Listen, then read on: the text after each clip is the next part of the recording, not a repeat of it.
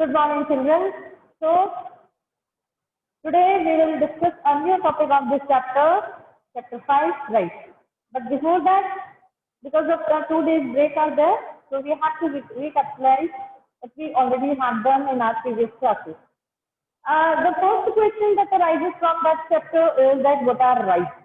We discussed this topic thoroughly, but the literal meaning of all the things we come to know that the very simple definition what are rights, that's the rights, these are called the legitimate claims, and because these are recognized by whole the society means they think that these are very essential for their self-respect, for their dignity, for sustaining their life. These are then all the society members they accept that these claims are legitimate and these are acceptable. Then the state enforce these rights, so all are called the rights. So we come to know that what are how we recognize all these rights. There are the ways where we can recognize all these rights. Like the rights are very essential for our self-respect. These are that for dignity also. We also associate the things with the very common things like the if a person is employed or person is employed anywhere and can fulfill its basic needs, then that has the right to develop its own talent. And on the other hand, we also see sometimes the people they see the overall that it should be a right like the right to education. So in this way, it's the now we know that it's become a right. So in this way, number of ways that we recognize the right, like we say the right should be the all the people have the rights of well-being, अच्छे से रहने की, ठीक से रहने की, अपनी life को प्रॉपर जो है यूं कहा जाए अपनी जिंदगी को जीने की सबका अधिकार है. So here we are talking about all these things that these are rights. On the other hand, the second question that asks where do rights come from? This also we already done. So here we understand the difference between the human rights and natural rights. Some political theories they argued that the rights are given to the human being. These are the natural rights by the grace of God. So in this the positive thing is that the positive aspect is that means these are rights run by the nature. So nobody has no institution, no person, no dynasty has the right to take away all these rights.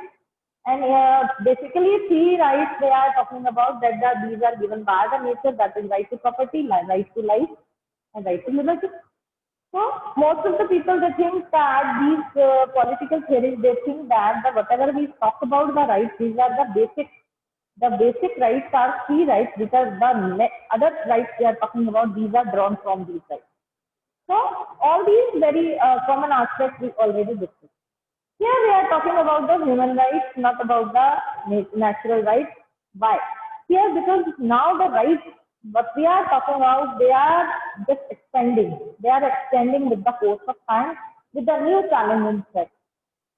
As we know, whenever the society थी, हम अपने देश में हमने क्या देखा, समाज में क्या देखा? We see that in society, number of social evils were there. One of them was the caste discrimination. Because of that, when we talk about the human rights, एक सीधी सी बात है कि जब हम अपने आप को एक इंसान कहते हैं, वो भी एक इंसान है. All possess some value, all possess some quality.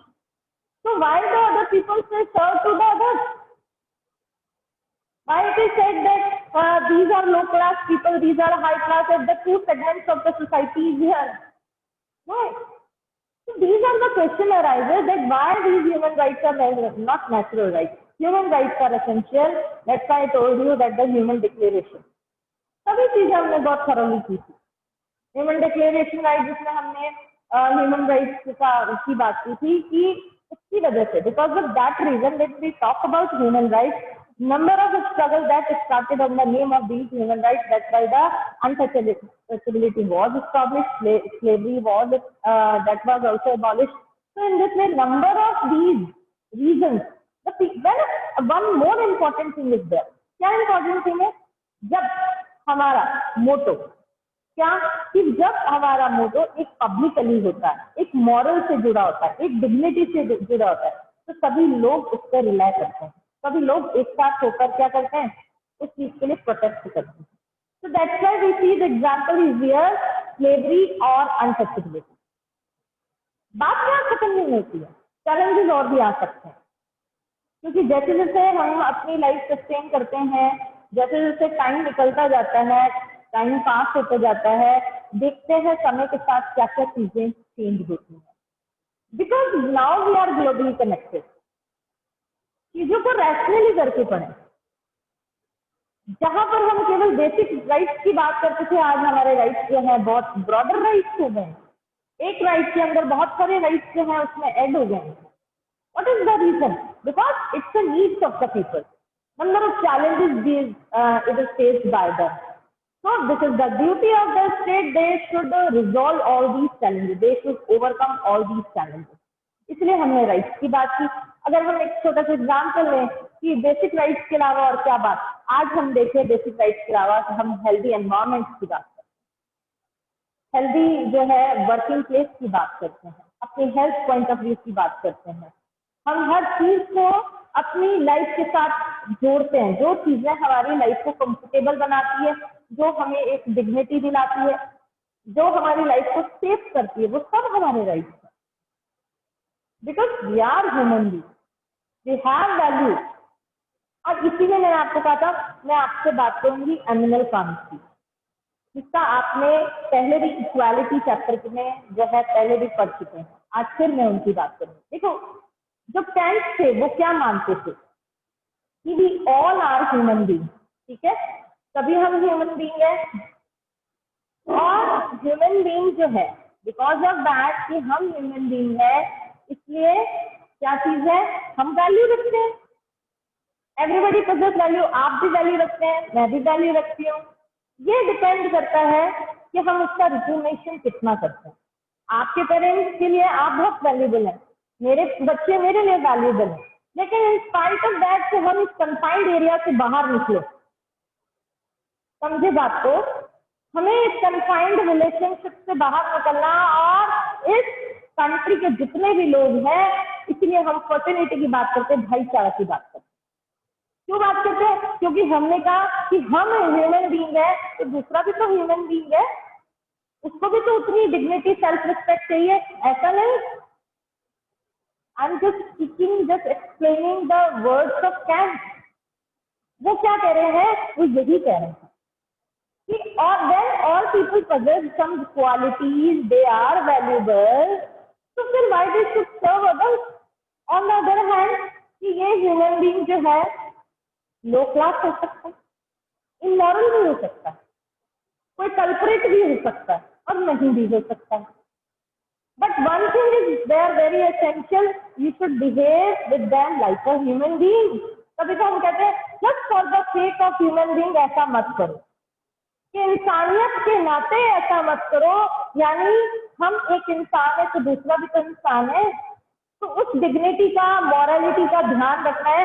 जब हम इस चीज को for the sake of human being जब हम बात करते हैं, उस डिग्निटी की बात करते हैं, तो वो किससे कनेक्ट हो जाती है? मॉरलिटी के साथ, नैतिकता के साथ। सेंट इसी चीज को क्लियर कर रहे हैं। वो कहते हैं कि पर्सन कोई भी हो सकता है, जरूरी नहीं है कि वो पर्सन जो है पूरी तरह से 100% परफेक्ट हो, तो कोई भी हो सकता है, but you should behave with them as like a. अच्छा, मुझे एक बात बताइए, कैंट ने भी यही बात की। उन्होंने कहा आज आप किसी भी व्यक्ति से ये चाहते हैं कैसा आपके साथ बिहेव हो, एक डिग्निफाइड, एक रिस्पेक्टफुल। तो जैसा आप अपने साथ बिहेव चाहते हैं, व्यवहार चाहते हैं, आप दूसरे के साथ भी तो वैसा करें, for the name of, for the sake of human being. So that's why we see that these all the things in around us, हम चारों तरफ एक सोसाइटी में रहते हैं, उस सोसाइटी के अंदर हम ये सारी चीजें देखते हैं, तभी तो हमने राइट्स की बात की। चलिए इसी चीज को थोड़ा सा और डीप समझे।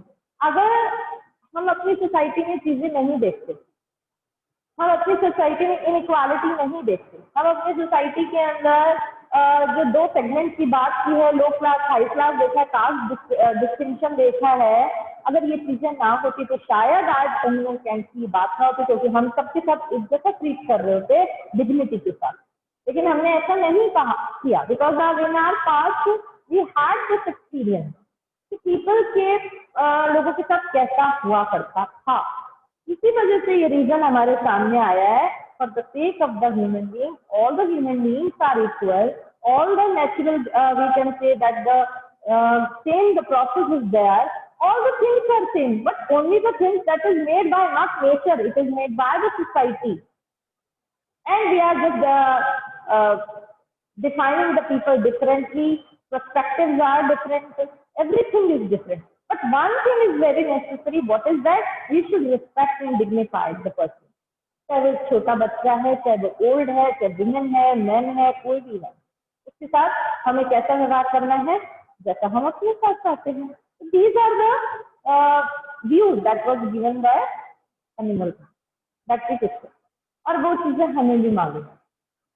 तो number of that where do rights come from, हमने ये बातें डिस्कस की कि जहां पर नेचुरल ह्यूमन बीइंग की बात कर रहे हैं, ह्यूमन बीइंग जो ह्यूमन राइट्स की बात कर रहे हैं, वो क्यों जरूरी है और कैसे.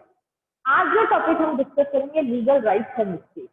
देखो यहाँ पर पहले तो टॉपिक को समझेंगे कि लीगल राइट्स क्या है और स्टेट का क्या रोल है. देखिए बच्चों, right and legal right, is there any difference? अगर मैं क्वेश्चन पूछूंगी तो मुझे पता जवाब देंगे आप, पक्का देंगे, ठीक है. Here I just want to explain here legal rights. In our previous lecture or in our previous paragraph, we already discussed all claims are right. No. Which rights are called the legal rights? Legal rights are those rights which are recognized by the state. They are enshrined in the constitution. Those are called legal rights. And in this state, what do you mean by state? Government. State is government here. The role of government in the perspective of legal rights. कि legal rights में government का क्या role है. तो आज उसी topic को हम डिस्कस कर रहे हैं. सबसे पहले हमने बात की कि मैंने और आपने कुछ चीजों को क्लेम किया, ठीक है. हम कहते हैं कि ये हमारा राइट है according to us, because it's our requirement, we start to claim anything, ठीक है. कुछ समझ लीजिए, आप समझ लीजिए इस चीज को ऐसे कि आप स्कूल में आ रहे हैं और कुछ you want to bring a change in the school. तो in this you think that according to your perspective you think that it should be changed, but on the management side they think it should not be changed. So whatever you are claiming, thinking that is your right, on the other hand management is also, who will decide in this? Then all the students of the school of that city, they recognize that this should be the change should be bring in a school. Then it is should all the students of that, and because of their perspective, they think that it can be possible, it may be possible that the things can be changed. So don't think that whatever you claim, it can be a right. We already discussed what is the difference between a claim and a right, legal claim and legal right. And on the other hand, we also see that all the society members, they claim the same thing. They claim the same things like I want liberty, I want education, I want my free expression. So in this, all the people, I want my dignity, I want my self-respect, I want employment. And we all know that all the people, they see that the same objective of their life. This become our right. Because recognized by, accepted by the society, recognized by the state, that's why it's enforced. Okay, so here the claim, these are the, whenever we claim the thing, whenever we claim for the self-development, whenever we claim for the dignity, it's the moral aspect. And when the things are just connected with morality, there is most probability is there that it is accepted by the state also. So here the topic we are going to discuss that whenever whatever the claim we claim, that are the sometimes we claim on the things differently. Some are that are related to the morality, that are related to the dignity. These are the claims. But how the state recognizes them? How it becomes a right? How it becomes a legal right? It depends on the what? Depends on some factors. What are these factors? One more important factor is the state role. If these claims are recognized, देखिए हमारे जो rights है ना, हम क्यों कह रहे हैं ये हमारे राइट्स हैं? इन राइट्स को स्टेट ने रिकॉग्नाइज किया तभी तो कॉन्स्टिट्यूशन के अंदर एनश्राइंड हुए। जब तक उस चीज का रिकॉग्निशन नहीं होगा तब तक वो आपका राइट नहीं होगा। कीप इन माइंड, एक चीज क्लियर कर लो, मेरे और आपके कहने से कोई राइट नहीं होगा। करना क्या होगा? करना ये होगा कि उस चीज का रिकॉग्निशन होगा, उस चीज को हमारी स्टेट एक्सेप्ट करेगा तब वो राइट होगा, नहीं तो नहीं होगा। तो यहाँ पर हमने बात की डिग्री ऑफ सक्सेस की, यानी वो क्लेम कब राइट बनेंगे? Depends on the several factors and one more factor in that important factor, government recognition is very necessary, government support is very necessary. जहां पर हमारी लिबर्टी को सपोर्ट मिला, right to liberty, right to freedom को, right to education को, ठीक है, right to information को, बहुत सारे ऐसे बहुत सारे राइट थे। इन सबको किसका रिकॉग्निशन मिला? स्टेट का मिला। और जब इनका रिकॉग्निशन मिलता है तब इनको कहाँ इंश्राइन किया जाता है? कॉन्स्टिट्यूशन में। जब तक कोई भी चीज रिटर्न में नहीं होगी, this is not called a legal. Verbally मैंने आपको कह दिया कि ये चीज है, ठीक है, तो मुझे अगर मैनेजमेंट को प्रूफ देना है कि मैंने ऐसा कहा है या किसी बच्चे ने ऐसा क्लेम किया है कि मेरी टीचर ने तो मुझे ऐसा बोला है, तो कहेंगे लाओ प्रूफ लाओ, तभी वो लीगल माना जाएगा। तो लीगली कोई भी चीज होगा हमेशा ध्यान रखना हमें इसको रिटर्न में होगा वो। और इंडियन जो कॉन्स्टिट्यूशन की बात करते हैं वो मालूम है, इट इज इन रिटर्न। तो that's why bill of rights की बात कर रहे हैं कि जहां पर बिल ऑफ राइट्स आया, already discuss in fundamental rights chapter, कि बिल ऑफ राइट्स जहां पर लाया गया उस असेंबली के अंदर पूरी तरह से जो है एक चीज को पब्लिकली प्रूव किया गया। Why it is necessary for the people, for the citizen, तब इसको कॉन्स्टिट्यूशन में क्या मिली? जगह मिली, तब उसे एक लीगल राइट रिकॉग्नाइज किया गया। तो व्हाट डिपेंड्स, स्टेट का क्या रोल आ रहा है इसमें? सपोर्ट, सपोर्टिव जो चीज होगी लीगल बनेगी। और जब तक सपोर्ट नहीं मिलेगा, जब तक रिकॉग्निशन नहीं बनेगा, वो तब तक बिल में ही रहेगा, वो लीगल नहीं होगा, ठीक है। And one more important very thing कि जो कॉन्स्टिट्यूशन में हमारे राइट्स हैं, दीज आर बेसिक राइट्स, इनके साथ कोई छेड़छाड़ नहीं। जैसे हमारे जो कॉन्स्टिट्यूशन का स्ट्रक्चर क्या बेसिक स्ट्रक्चर है ना, ऐसे हमारे राइट्स बेसिक। इसके अलावा जो चीजें हैं, whatever the things we see, कुछ पॉलिसीज हैं, प्रोग्राम्स हैं, these are only formulated to protect all these basic rights. Example है, जैसे हमने कहा राइट टू एजुकेशन, अब हमारा ये राइट तो बन गया। अब पॉलिसीज प्रोग्राम्स कौन सी बन रही है? आपने देखा कि प्राइमरी लेवल जो रूरल एरियाज हैं वहां पर प्राइमरी स्कूल खुल रहे हैं, मिडिल स्कूल खुल रहे हैं, नवोदय स्कूल्स हैं, बहुत सारे ऐसे आपको गर्ल्स एजुकेशन के लिए है। तो हमने ये देखा कि जो एक बेसिक राइट था उसको प्रोटेक्शन कैसे मिला? Through the policy program which are formulated by the government. Clear? तो कहाँ पर हमने बिल ऑफ राइट्स की बात की, फिर वो कैसे लीगल राइट बना, फिर ये लीगल राइट्स कैसे बेसिक राइट्स है, फिर दोबारा इन बेसिक राइट्स में स्टेट की क्या रोल है, तो हमने एग्जाम्पल से समझा, ठीक है। उसके बाद करते हैं कि ये जो राइट्स है, इन राइट्स में हिस्ट्री और कस्टम का भी रोल है। कैसे? History and custom they also supplemented these basic rights.